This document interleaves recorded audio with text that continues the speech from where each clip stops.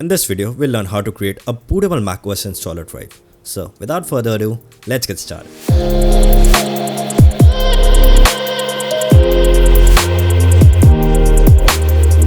Okay, so you need two things. Well, three to be technical. The first one is a machine which is running macOS. So it can be a real Mac machine or a Hackintosh machine or a virtual machine running macOS. If you want to install macOS on a virtual machine, there'll be a link in the description below. Just follow that video. It's pretty easy. Now, there are two ways to get the macOS installer image, which is the second thing we need. So you can go to settings, click on software update and hope there is an update. It'll not show me anything. Anyways, I'll just go to Safari and just go to google.com and type download macOS.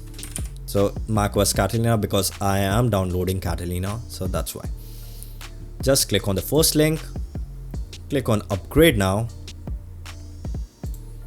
In a few seconds, an App Store page will open, and after that, my App Store will open. Anyways, macOS Catalina will be shown here. I'll just click on get. It will in turn open the settings and ask me if I want to download Catalina. You can just go ahead and download it. I'll not do that. It's an 8.25 gig file or 8 gig file because I like to do it the second way. Because with the second way, there's a lot of macOS versions that you can download. Just go to Google and type in Give macOS. That's this one. So it's an application developed by Corp Newt that must not be his name. It's a display name or username. Just click on code and download zip. So it's a pretty small file, 517 kilobytes. After you've done that, this is the folder. After you extracted it, just double click on that and double click on give macOS.command. So mine is opening because I've already given all the permissions to it. If you are getting an error, just go to settings or system preferences and then security and privacy. It'll say this app is from an unidentified developer. Just click on open anyway. I identified as developer. Anyways, there are a lot of products here. macOS Catalina 10.15.6, 10.15.5, Mojave 10.14.4, High Sierra 2. So I'll download the first one as it seems the latest one. How do I know that? Because it says added 2020-8/12. That's 12th of August. I may be wrong. Correct me if I'm wrong. I'll just type 1 because that's the first entry and hit on enter. So it says it looks like you have already downloaded this thing, Catalina file. Do you want to download it again? I'll say nah, no. I'll type in N and enter. So you can just quit it now, terminate. Now, first of all, a new folder will be created that says macOS downloads. There's a public release folder created under that, and this is the folder that will be created. So there is only one file because I have not downloaded it from here. I've downloaded it and moved it over here just for display purposes. Anyways, if you double click on that, there are a lot of files here. This is not the installer image. There are a lot of files here. Now what you have to do is go back and click on build macOS installer app.command. It'll say please drag and drop the output folder from give macOS here. And yeah, if you get the same error, just go to security and privacy and open it anyway. This is my folder. I'll just drag it here and hit on enter. In a few seconds or in a minute or two, it will be done. Let's just wait. And it's done.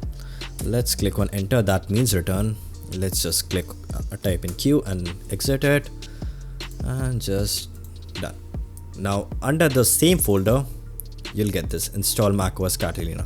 Now what I like to do is open a new Finder window and just move this to applications. It's a lot cleaner in my opinion. After you've done that, the third thing that you need is a pen drive. Yeah, a pen drive is needed. Possibly a USB 3 one, which is at least 8 gigs in memory. Anyways, just install the drive. And now we have to go to disk utility. Now before erasing it, you have to make sure that under view, show all devices should be selected, not show all volumes, show all devices. Now this is my pen drive.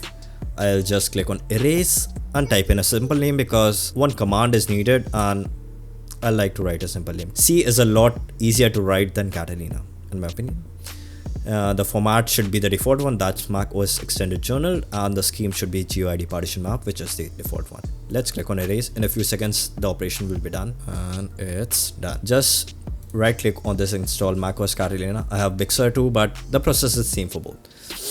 And just show package contents, resources, and this is the file that we need. So now you have to go to terminal, yeah, and then type in sudo, sudo, that is required for administrative privileges on a Mac. Just drag and drop this file here. Now you have to write _volume \capital volumes and then your drive name. So in my case it's C, in your case it may be different. Just hit enter or return. It will ask you for a password, enter that, return. It says do you want to wipe your pen drive? I'll say Y as yes. That's it. Let's wait for the magic to happen. It's a pretty automated process. You have to do nothing now.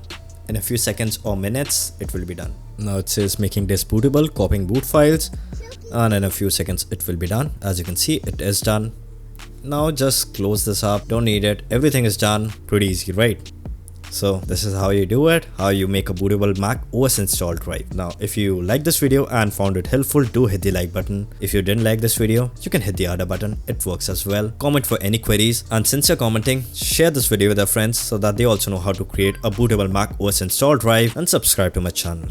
Don't forget to hit the bell icon, as I have got some pretty cool stuff coming your way. That's it for this video. Thanks a lot for watching. This is Salim, and I'll catch you in the next one.